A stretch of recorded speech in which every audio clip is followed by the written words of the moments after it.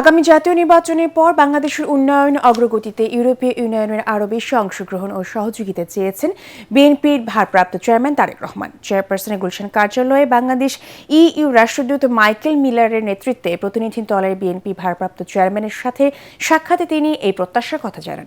বৈঠকে বাংলাদেশের আগামী জাতীয় নির্বাচন, বিএনপির প্রস্তুতি, রাজনৈতিক পরিস্থিতি সহ নানা বিষয়ে আলোচনা হয়।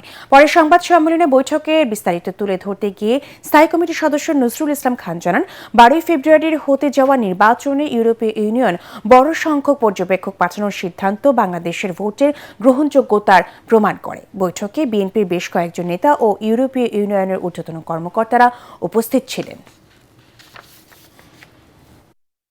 ইউরোপিয়ান ইউনিয়নের যে বাংলাদেশের উন্নয়নে যে অংশগ্রহণ এবং অবদান, উনি তার জন্য ধন্যবাদ জানিয়েছেন ইউরোপিয়ান ইউনিয়নের প্রতিনিধিদেরকে, এবং তিনি আশা করেছেন, তাদেরকে অনুরোধও করেছেন যে আগামী দিনে ইউরোপিয়ান ইউনিয়নের যেন আরও বেশি সহযোগিতা করে, বাংলাদেশের উন্নয়নের জন্য আরও কার্যকর ভূমিকা পালন করে, যাতে বাংলাদেশের জনগণ